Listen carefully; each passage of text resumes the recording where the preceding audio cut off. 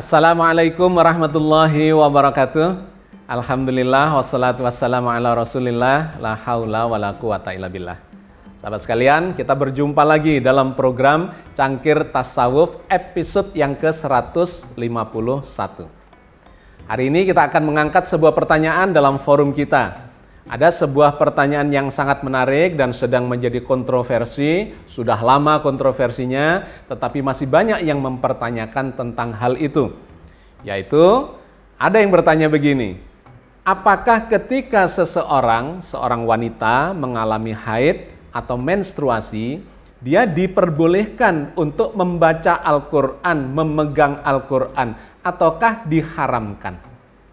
Ini adalah sebuah pertanyaan yang sudah lama sesungguhnya berada atau bermunculan di sekitar kita.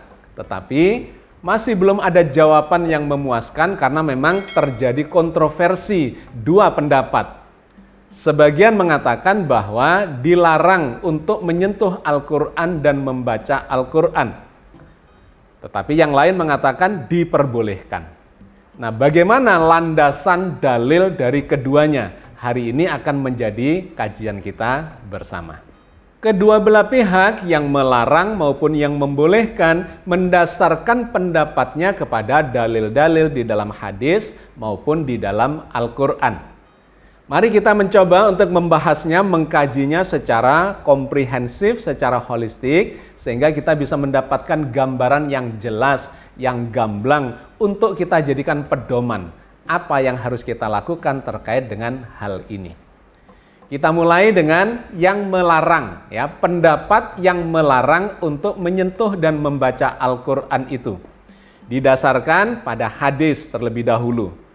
Hadis apa dan bagaimana bunyinya sehingga ada sebuah pendapat yang mengatakan bahwa membaca Al-Quran pada saat haid itu adalah diharamkan atau dilarang.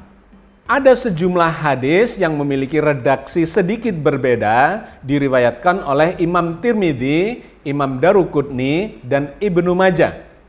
Yang secara umum redaksinya adalah seperti ini. La taqra'al haidu walal junubu syai'am minal Qur'an.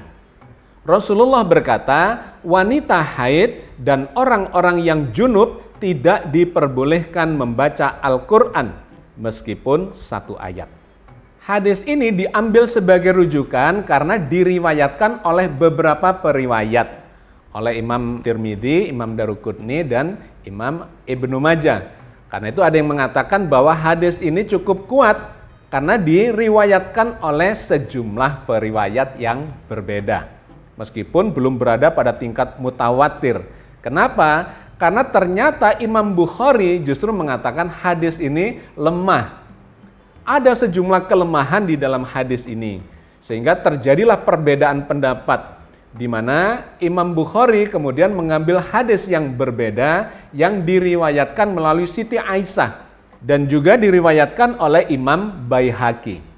Hadis itu menceritakan tentang Siti Aisyah yang waktu itu sedang ikut Rasulullah untuk pergi melaksanakan ibadah haji.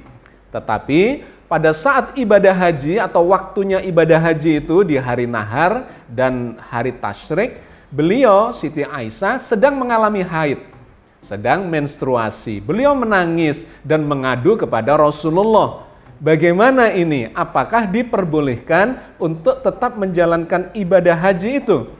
Karena di dalam ibadah haji itu ada zikirnya, ada baca Qur'annya, ada sholatnya, ada tawafnya, dan sebagainya yang menjadi seluruh rangkaian dari proses ibadah haji itu.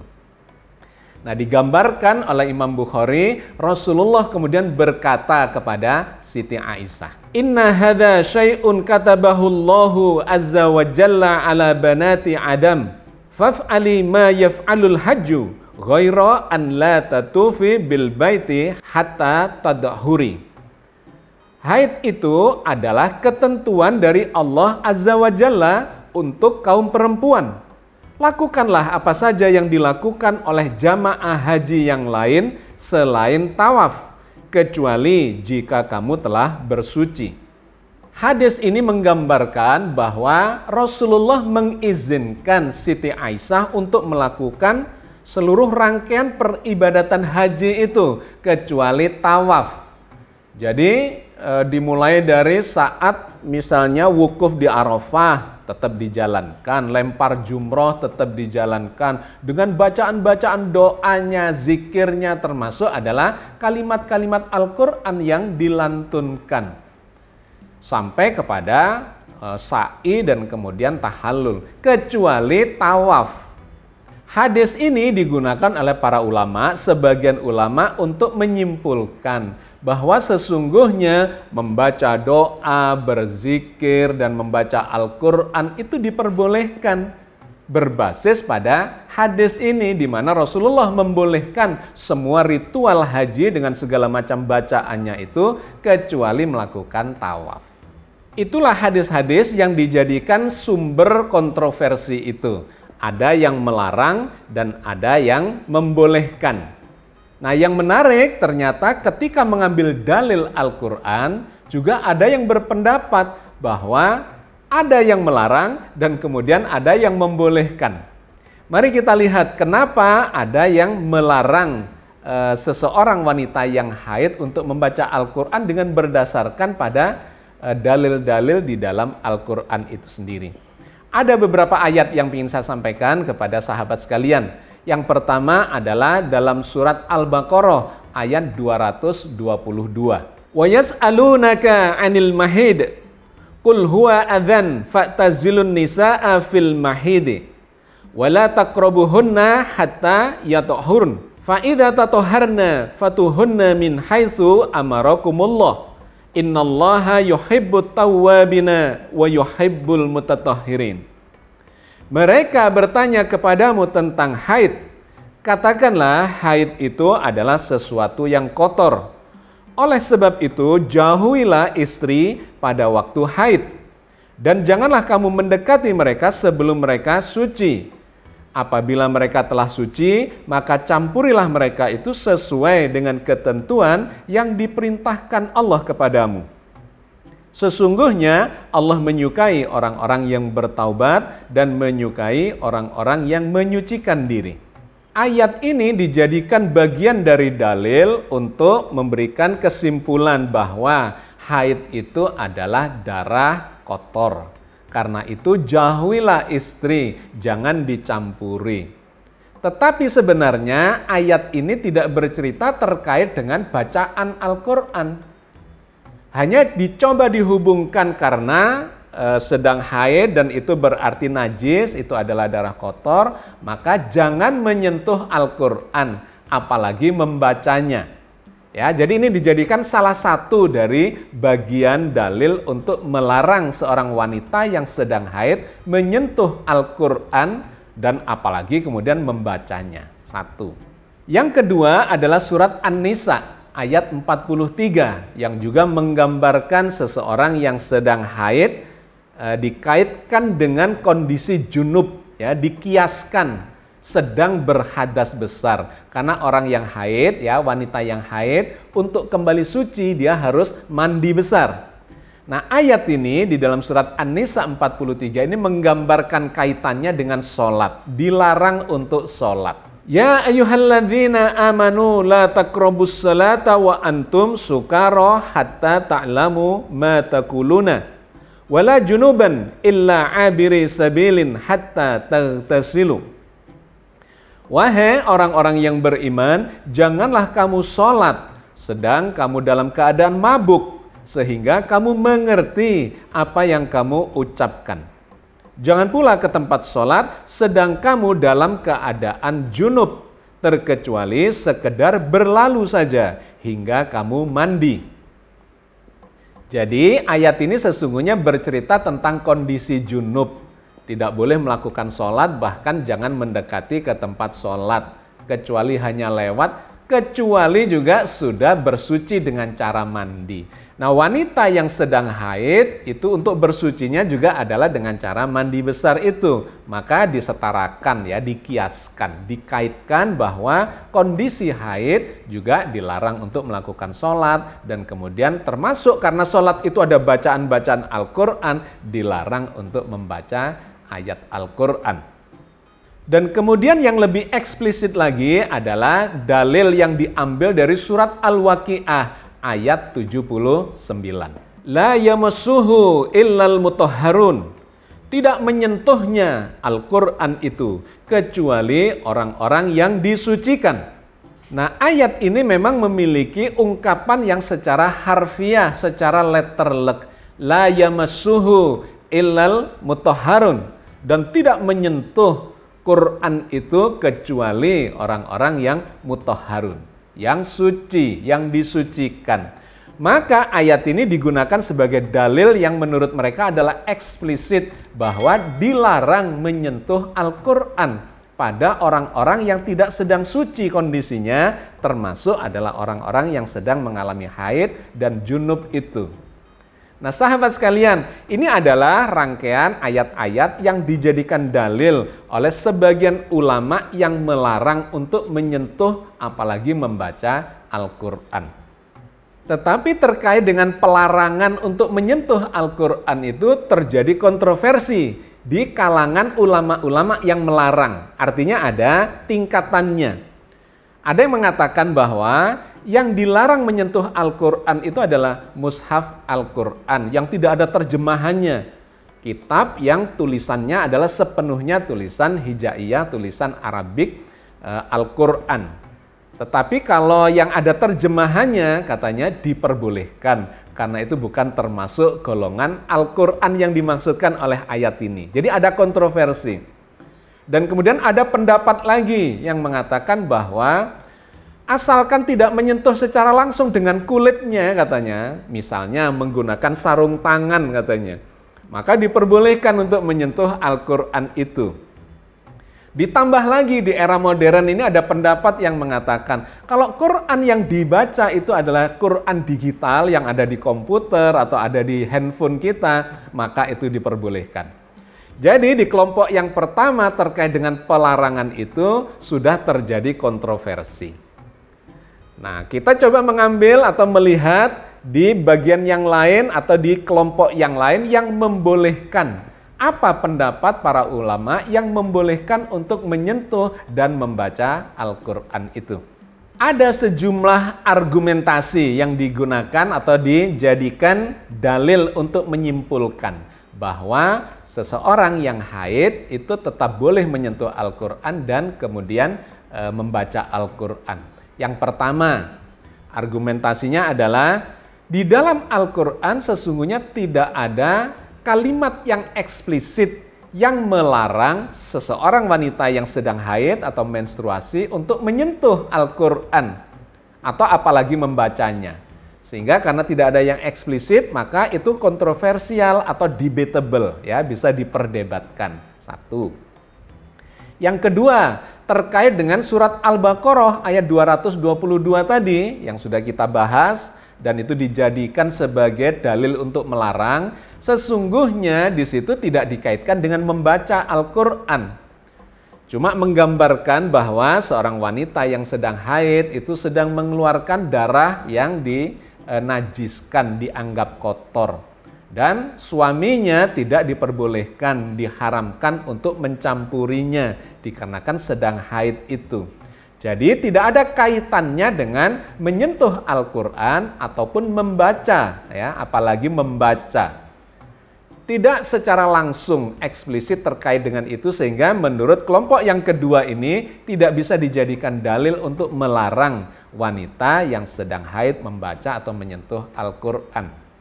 Yang ketiga adalah surat An-Nisa ayat 43, di mana ayat ini diambil sebagai kias orang yang junub yang sedang berhadas besar itu tidak boleh sholat kecuali sudah melakukan mandi besar. Nah, dikarenakan haid itu adalah juga berhadas besar, maka dikaitkan dengan ini. Tetapi menurut kelompok yang kedua, sesungguhnya tidak ada kaitan secara langsung di situ. Cuma dicoba dihubungkan. Kalau belum mandi besar, karena haid tidak diperbolehkan untuk membaca Al-Quran atau bahkan menyentuhnya. Terkait dengan menyentuh secara fisikal terhadap Al-Quran, dari seorang wanita yang sedang mengalami haid itu, di kelompok yang kedua ini berpendapat dikarenakan alasannya itu bukan hadas besarnya itu, melainkan dikarenakan dia sedang haid dan mengeluarkan darah kotor, di mana itu najis, sehingga itu ditakutkan akan mengotori mushaf yang sedang dipegangnya itu. Jadi sifatnya lebih bersifat fisikal. Karena itu di ayat yang berbeda Allah memang menjelaskan darah secara umum itu memang dianggap kotor, dianggap najis. Terkait misalnya dengan pengharaman makanan. Salah satunya adalah darah yang mengalir. Itu dilarang dikarenakan memang itu najis dan bersifat kotor. Allah berfirman tentang itu di dalam surat Al-An'am ayat 145. Qul la ajidu fima uhiya ilayya muharraman ala ta'imi yad'amuhu illa ayyakuna maitatan aw daman masfuhan aw lahma khinzirin fa innahu rijsun aw fisqan uhilla li ghairillahi bih famanitturra ghaira baghi wala adin fa inna rabbaka ghafurur rahim. Katakanlah, tiadalah aku peroleh dalam wahyu yang diwahyukan kepadaku sesuatu yang diharamkan bagi orang yang hendak memakannya, kecuali makanan itu bangkai atau darah yang mengalir atau daging babi, karena sesungguhnya semua itu kotor, atau binatang yang disembelih atas nama selain Allah. Barang siapa yang dalam keadaan terpaksa, sedang dia tidak menginginkannya dan tidak pula melampaui batas, maka sesungguhnya Tuhanmu Maha Pengampun lagi Maha Penyayang. Jadi secara umum Al-Quran memang menempatkan darah yang mengalir itu sebagai sesuatu najis, sesuatu yang kotor, yang harus dibersihkan, disucikan. Dalam kondisi itu kalau menyentuh mushaf Al-Quran dikhawatirkan akan mengotorinya. Tetapi sekali lagi ini lebih bersifat fisikal, tidak bersifat spiritual. Meskipun kemudian ada yang mengkaitkan dengan surat Al-Waqi'ah ayat 79 di mana Allah mengatakan la yamassuhu illal mutahharun, tidak menyentuhnya kecuali orang-orang yang disucikan. Kalau kita mencoba mengamati, mengkaji dan mendalami ayat ini, maka sesungguhnya ayat ini tidak berbicara tentang fisik. Persentuhannya itu tidak bersifat fisik terhadap mushaf Al-Quran yang sering kita pegang itu. Ayat ini sesungguhnya bermakna sangat dalam, tidak hanya bersifat fisikal tetapi lebih bersifat maknawi, hikmah-hikmah. Karena apa? Karena Al-Quran yang asli yang dimaksud oleh ayat ini sesungguhnya bukan mushaf yang kita pegang itu, melainkan Al-Quran yang masih ada di Lauh Mahfudz. Mari kita baca rangkaian ayat di dalam surat Al-Waqi'ah ayat 77 sampai ayat 81. Innahu laqur'anun karim fi kitabim maknun la yamassuhu illal mutahharun tanzilum mir rabbil alamin afa bihadzal haditsi antum mudahinun. Sesungguhnya Al-Quran ini adalah bacaan yang sangat mulia pada kitab yang terpelihara atau Lauh Mahfudz, tidak menyentuhnya kecuali orang-orang yang disucikan, diturunkan dari Rabbil Alamin. Maka apakah kamu menganggap remeh saja Al-Quran ini? Jadi rentetan ayat ini sangat jelas konteksnya, bahwa yang dimaksudkan Al-Quran itu adalah Al-Quran yang masih ada di Lauh Mahfudz, fi kitabim maknun, di dalam sebuah kitab yang terpelihara. Tidak bisa bersentuhan dengannya kecuali orang-orang yang bersuci atau sedang disucikan, sedang mengalami proses pensucian batiniah. Kenapa tidak bisa dimaknai persentuhan secara fisik? Ya karena memang Al-Qur'annya berada di Lauh Mahfudz yang kita tidak bisa menyentuhnya secara fisikal, melainkan persentuhannya itu adalah secara maknawi. Hikmah-hikmah yang ada di dalamnya. Ketika kita membaca ayat-ayat Quran itu, maka kita akan merasakan bersentuhan dengan makna yang terkandung di dalam Al-Quran yang aslinya masih berada di Lauh Mahfudz itu. Karena sesungguhnya mushaf yang kita terima ini kan bukan aslinya dari Quran itu, melainkan cuma kopinya saja. Hard copy dalam bentuk teks yang dicetak oleh negara-negara muslim, ya misalnya di Arab Saudi, di Maroko, di Egypt atau di Mesir, di Turki dan sebagainya, yang bisa saja ada salahnya dan sebagainya. Ya, itu bukan Al-Quran yang asli. Al-Quran sendiri yang menginformasikan bahwa Al-Quran asli itu masih berada di Lauh Mahfuz. Kemudian muncullah kalimat ini, la yamassuhu illal mutahharun. Tidak bisa menyentuhnya Quran yang masih berada di Lauh Mahfuz itu kecuali orang-orang yang mensucikan dirinya. Lebih jelas digambarkan dalam surat Al-Buruj, bal huwa Qur'anum Majid fi lauhim mahfuz. Bahkan yang didustakan oleh mereka itu adalah Al-Quran yang mulia yang tersimpan di Lauh Mahfuz. Jadi sahabat sekalian, kelompok yang kedua para ulama ini berpendapat bahwa sesungguhnya yang dimaksudkan bersentuhan, tidak boleh menyentuh Al-Quran, itu bukanlah mushaf yang fisikal ini, melainkan yang ada di Lauh Mahfuz itu. Sedangkan wanita yang sedang mengalami haid dikarenakan ada darah yang mengalir yang oleh Al-Quran dinajiskan, itu memang dilarang untuk mendekati tempat sholat, melakukan sholat, karena dikhawatirkan secara fisikal akan mengotori, memberikan najis pada tempat-tempat yang suci. Termasuk misalnya kitab suci Al-Quran mushafnya itu. Tapi kaitannya adalah bersentuhan secara fisikal yang memberikan atau menularkan najis itu. Sedangkan membaca Al-Quran itu berbeda sifatnya. Persentuhan membaca itu adalah pada hikmahnya, pada kandungan yang ada di dalam bacaan-bacaan itu. Itulah sebabnya di kalangan yang melarang pun, ya melarang persentuhan dengan mushaf Quran, itu ada beda pendapat. Bolehlah persentuhan itu dilarang, tetapi membaca Al-Quran tidak dilarang. Misalnya pada seseorang wanita yang hafal, tanpa menyentuh mushaf Quran, dia hafalan membaca Al-Quran itu, ayat-ayat Al-Quran diperbolehkan. Termasuk juga mengajarkan, atau membaca doa, atau berzikir, dan seterusnya, itu diperbolehkan. Apalagi kemudian, ternyata Al-Quran itu menyebut dirinya sebagai Az-Zikro. Az-Zikro itu adalah sebutan, salah satu sebutan dari kitab suci Al-Quran. Zikir itu adalah mengingat. Seseorang yang membaca Al-Quran itu akan senantiasa zikrullah, mengingat Allah, karena Al-Quran adalah firman-firman Allah. Nah, Allah berfirman di dalam surat Al-Hijr ayat 9. Sebutan az-zikro terhadap kitab suci Al-Quran itu. Inna nahnu nazzalna dzikra wa inna lahu lahafizun. Sesungguhnya kamilah yang menurunkan Al-Quran atau az-zikro, dan sesungguhnya kami benar-benar memeliharanya.